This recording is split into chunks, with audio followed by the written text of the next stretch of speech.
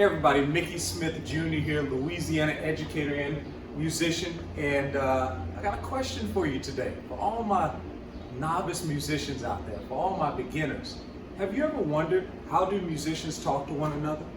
Have you ever asked yourself the question, how do they even know what to play? How do they know these things? Well, it's a language, yo. It's a language. And this language called music is not like the words necessarily that I'm using right now, but it's a language made of sounds. It's a universal language. I've traveled all over the world, and I've been places where maybe I couldn't speak the same language, so to speak, words with people in a particular country, but when we begin playing music, it's a shared language that everyone understands. And I want to welcome you to this wonderful thing called music. So congratulate yourselves. Congratulations on joining us on this journey called music. Today, I want to take you to the fun, to the fundamentals, guys. I want to take you to those things that show us how long and how short to play, how loud, how soft. How do we interpret this thing called music? Well, if you give me just a couple minutes, I'd like to give you the first steps on your musical journey.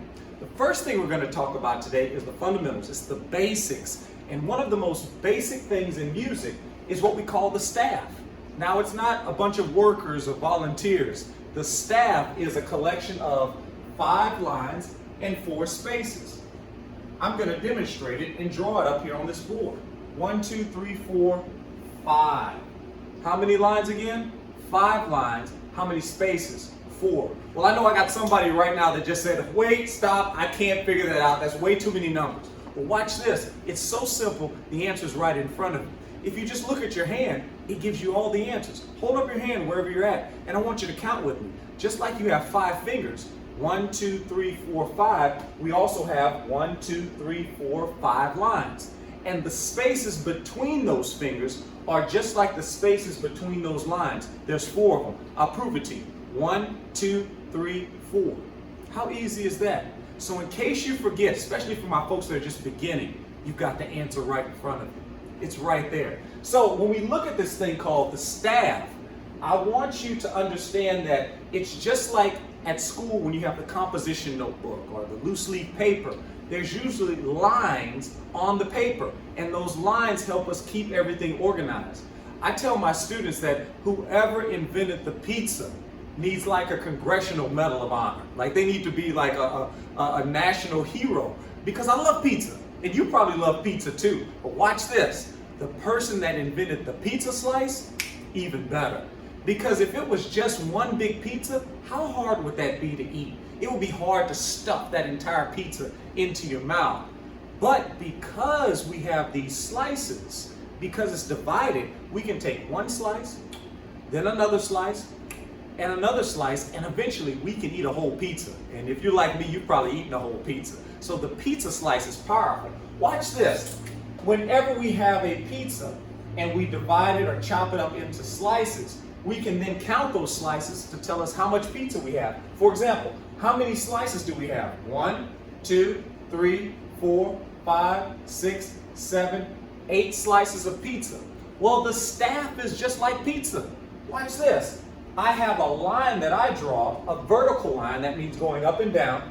And by drawing this vertical line on the staff, we create what we call bars or measures. If you ever heard somebody rapping, they said, man, they got bars. That's what they're talking about. It's a measurement of music. Another word for bar is measures.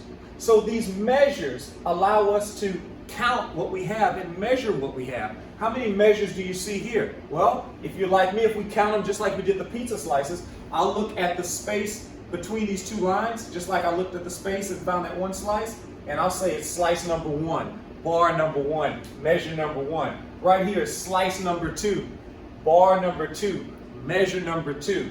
Right here is slice number 3, or a better word than slice would be bar number 3 or measure number 3. So if I asked you, how many measures do you see? Now you can count it with me. You'd say 1, 2, 3 measures. See, you're well on your way now to learning about music. Now here's the best part. Music can be a lot of fun. If you think about the town you live in, your town has a name, your city has a name, and sometimes even the neighborhood has a name. Maybe the name of your neighborhood is Mickey Estates or Smith Acres or whatever it may be. But at the beginning of this big town called the staff, we also have a name. And the name of it is called the time signature. Okay, that's going to be super important. Okay, we're going to come back to that in just a second. The name of this town is called Ford. Can you say that with me? Say Ford. Ford. The name of this town is called Ford. I'll explain why that's important in just a second. But first, I need you to use your imagination. If we use our imagination, then I want you to pretend that each one of these slices, each one of these bars, each one of these measures, all three of them are houses. And if you do that, all of a sudden that thing that I told you about earlier, the measure, the bar, now you can see it a little bit more clearly. You can see it super clearly. There are 3 houses in this neighborhood, but it doesn't stop there. See, in some neighborhoods, when somebody builds all the buildings, all the houses, they have the same floor plans, right? They have the same blueprint. To where in that neighborhood, maybe all the houses are 4-bedroom and 2-bath. Maybe in that apartment complex that you live in, maybe if you notice, everybody's apartment complex may be painted differently, but the floor plan is the same, meaning it's 3-bedroom and 2-bath, or whatever it may be. I want you to imagine that in this neighborhood called 444, that in every house there are, you guessed it, 4 rooms. In each and every house there are 4 rooms. Well, how many rooms do you think are going to be in house number 3? Well, because it's in the same neighborhood, you guessed it, 4 rooms. But watch this. I want you to think of every room like a heartbeat. And just like a heartbeat, you want your heartbeat to be steady.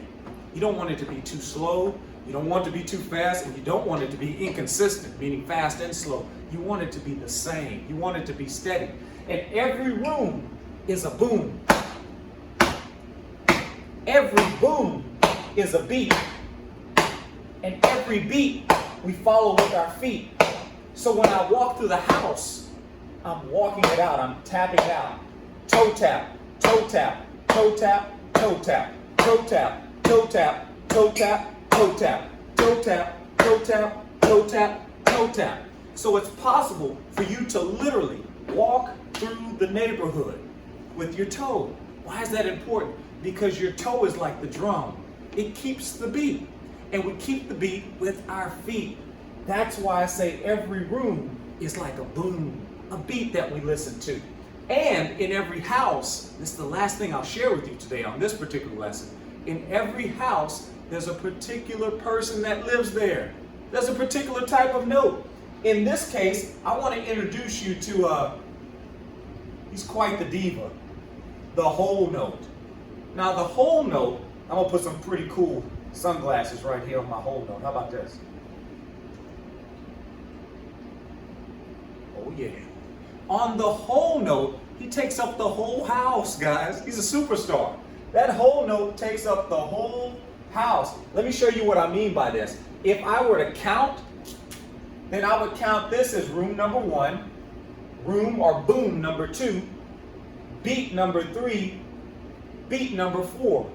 Room, boom, beat, follow it with the feet. Okay? So with every number, that's a new beat. 1, 2, 3, 4. But if I played it that way, it wouldn't sound right. If I played it the way I just said it, it would sound like this. You say it with me. You say it with me. 1, 2, 3, 4. Right? Right? So that's not the sound I want. The sound I want is a whole sound. Let me explain it to you. Whenever we have this whole note, this note has to take up all the rooms. So instead of saying 1, 2, 3, 4, I'm going to teach it to you wrong so you get it right. Watch this. Instead of saying 2, we're going to say ooh. Can you say ooh? Yeah. Instead of saying 3, we're going to say ee.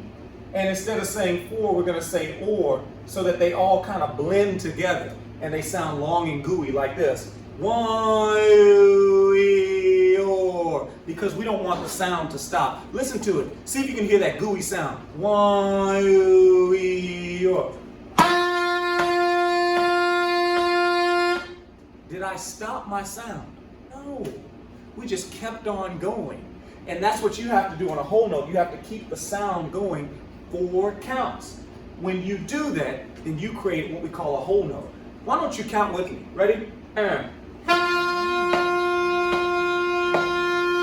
Good. I can hear you counting. That's good. That's good. And that's what we played right here. This is a whole note. So next, after this, we have a few more characters that I want to introduce you to. But I'm not going to do it on this lesson. I want you to tune back in for our future lessons. And let me recap. Let's make sure we got it, guys, before we get out of here.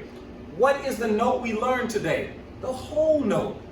The whole note gets 4 counts, 4 beats, 4 feats, so to speak. I know that's bad language, bad grammar, but you understand what we mean. It has to go 4 counts long. That's the whole note, and because of that, it takes up the whole house. If I were to put a whole note here, it would do the same thing. It would take up the whole house. 1, 2, 3, 4. A whole note here would do the same thing. 1, 2, 3, 4. The next thing we talked about today was that every neighborhood, the staff, 5 lines and 4 spaces, has a particular name at the beginning.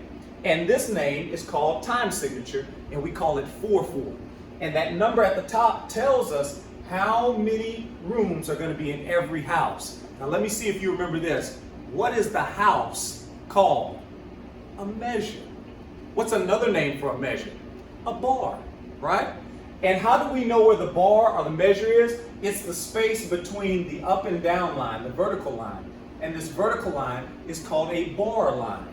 A bar line. So the bar lines creates the space we call bars or measures. And it was super easy to see it today because I had you think of it like a house. And again, all this started with our good friend, the staff, 5 lines and 4 spaces. So today, you learn the first steps in the language called music. And I promise you, if you learn these basics, start with them, continue with them, then your journey with music will take you to places you'll never imagine, you could never dream of. You're looking at somebody who came from a little town, but from that forgotten community, I've now been able to stand on phenomenal stages. And it was because of my ability never to give up, to keep on going. And I want to tell you the same thing today. Keep going. Keep working on the music, guys, because it'll change your life. I'm so glad you guys let me have an opportunity to be with you today.